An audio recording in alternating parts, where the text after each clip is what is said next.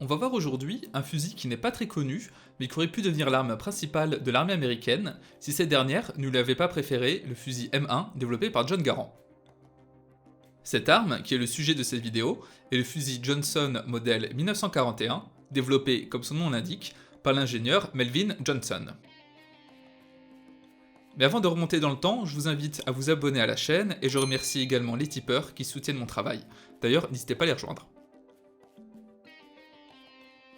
Commençons donc par parler de Melvin Johnson.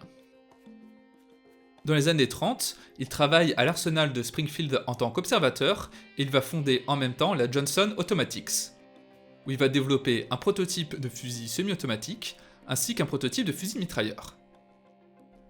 Mettons de côté pour cette fois le fusil mitrailleur qui sera accepté par l'armée américaine car je pense qu'il sera sujet d'une nouvelle vidéo.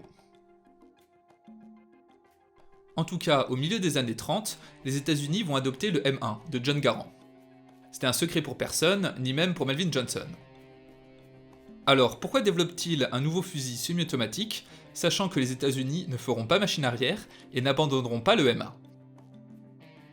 Johnson cherche à proposer un autre fusil pour plusieurs raisons. La première est qu'aucune armée n'est sûre et certaine de la qualité d'une arme quand elle vient d'être adoptée.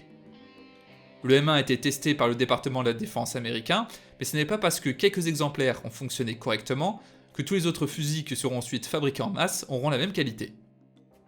De plus, on ne sait pas si l'industrie américaine aura la capacité de produire suffisamment de M1. Proposer un plan B n'est donc pas une mauvaise idée. Le fusil de Johnson est de très bonne qualité, et selon l'inventeur, son mécanisme est supérieur à celui du Garand, car le canon n'est pas percé pour l'empreinte gaz, et on peut recharger l'arme par des lames chargeurs ou en insérant des cartouches individuellement. Insérer des cartouches individuellement n'est pas impossible avec un M1, mais c'est un processus qui est complexe, car il faut éviter d'éjecter le clip. Également, Johnson n'a pas réellement pour objectif de remplacer le M1. Il ne mise pas vraiment sur cet échec. Pour lui, son invention est suffisamment qualitative pour que l'armée américaine en commande quelques milliers. Enfin, il espère aussi une réussite à l'export, et ce sera presque le cas. Les Pays-Bas commandent 30 000 fusils pour défendre leur colonie d'Asie du Sud-Est contre l'Empire japonais. Malheureusement pour Johnson, l'invasion japonaise arrive plus tôt que prévu et seulement 2000 fusils seront envoyés. Vous l'aurez compris, le fusil semi-automatique Johnson modèle 1941 n'aurait pas eu le succès souhaité par son inventeur. Bien qu'étant apprécié par le département de la défense, et même si quelques exemplaires auront été utilisés sur le front Pacifique lors de la Deuxième Guerre mondiale, cette arme n'aura pas vraiment fait d'ombre au M1.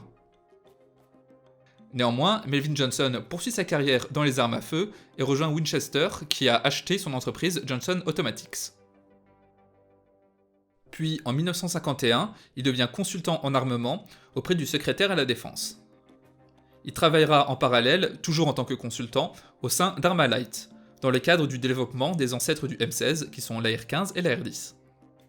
Ces armes utilisent quelques brevets déposés par Johnson, notamment ceux portant sur la cuirasse rotative, mais nous verrons ça un peu plus tard dans la vidéo. Enfin, en 1965, lors d'un voyage d'affaires, Melvin Johnson décède d'une crise cardiaque à l'âge de 55 ans. Regardons maintenant de plus près l'arme de Melvin Johnson, et il est assez intéressant de la comparer avec le fusil M1. On se rend compte que l'arme est plus légère et a une capacité de munitions plus importante. En plus, le modèle 1941 peut utiliser des lames chargeurs. Ces lames chargeurs sont les lames standards des fusils Springfield à verrou utilisés par l'armée américaine. Ergonomiquement, le Johnson modèle 1941 est aussi facile d'utilisation que le Garand. La sûreté ne se trouve pas dans le pontet, contrairement au M1, mais devant, et elle pivote vers la droite et la gauche. Le fusil est prêt à tirer quand la sûreté est poussée vers la gauche. Le levier d'armement est situé à droite et est fixé à la culasse. On peut voir ici le volet permettant de charger l'arme et le guide pour les lames chargeurs. La sorte de bulbe est liée au chargeur rotatif. Les cartouches dans le chargeur sont côte à côte et forment un demi-cercle. Elles sont présentées tour à tour dans le mécanisme, dans le sens des aiguilles d'une montre. Quand il n'y a plus de munitions, la culasse reste en arrière grâce à l'arrêteur de culasse, indiquant aux soldats que l'arme est vide. Les organes de visée sont simples et réglables via la hausse, qui dispose d'une molette et de gradins pour régler l'œilleton pour un tir jusqu'à 1000 mètres. On remarque également le manchon, qui est perforé pour aider au refroidissement. Enfin, il y a un tenon, pour une baïonnette fixée sous le canon. Ce fusil utilise une baïonnette spéciale, qui est très simple et surtout très légère. En effet, comme on va le voir juste après, le Johnson modèle 1941 utilise le court recul du canon pour opérer. Il ne faut donc pas qu'il y ait un poids supplémentaire trop important fixé au canon. Ça pourrait empêcher le bon fonctionnement de ce système. C'est la raison pour laquelle la baïonnette est si simple. Le Johnson modèle 1941 fonctionne par court recul du canon et non par empreinte gaz. Quand on fait feu, le canon va reculer de quelques millimètres avec la culasse. Cette dernière va impacter une came qui va la faire pivoter. Elle va alors être déverrouillée et poursuivre son trajet vers l'arrière grâce à son inertie. Elle va emporter l'étui grâce à la griffe de l'extracteur. Le canon va quant à lui revenir dans sa position initiale grâce à un ressort de rappel situé à l'avant.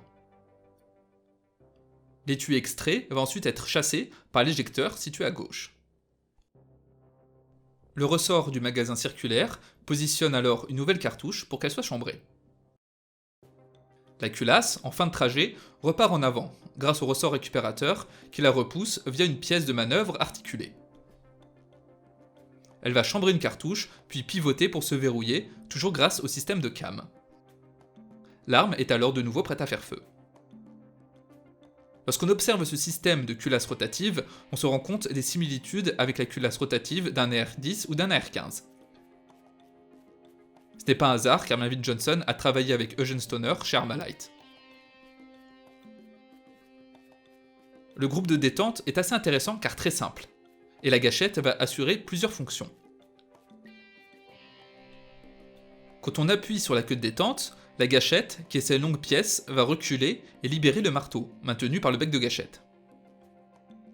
Quand la culasse va repartir en arrière, elle va abaisser le marteau, qui va ensuite être intercepté par le mentonnet, qui est une partie intégrante de la gâchette. Quand on relâche la queue de détente, le mentonnet va relâcher le marteau, qui va ensuite être rapidement intercepté par le bec de gâchette.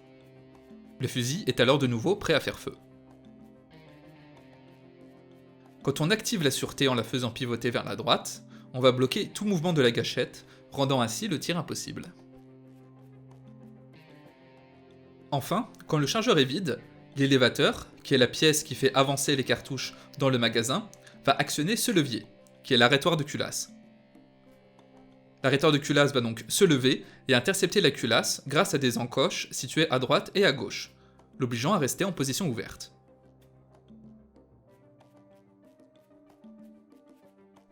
Le Johnson modèle 1941 est une arme qui n'a pas vraiment eu de succès ni commercial ni militaire. Mais ce fusil semi-automatique reste une arme très intéressante et de bonne qualité. Si Melvin Johnson avait développé cette arme plus tôt et l'avait proposée au département de la défense quand les États-Unis cherchaient à s'équiper d'un fusil semi-automatique, alors il n'est pas impossible que son arme soit devenue le fusil standard de l'armée américaine. J'espère que cette vidéo vous aura plu, je trouve que c'est toujours intéressant de voir des armes qui ne sont pas forcément très connues, et le cas de Johnson montre bien que ce n'est pas parce qu'une arme n'a pas été utilisée par une armée qu'elle est forcément mauvaise. En tout cas, on se donne rendez-vous normalement la semaine prochaine, n'hésitez pas à suivre la chaîne sur les réseaux sociaux, que ce soit Twitter ou Instagram, et abonnez-vous si ce n'est pas déjà fait. Et comme j'ai déjà dit au début de la vidéo, si vous le souhaitez, vous pouvez soutenir mon travail via Tipeee.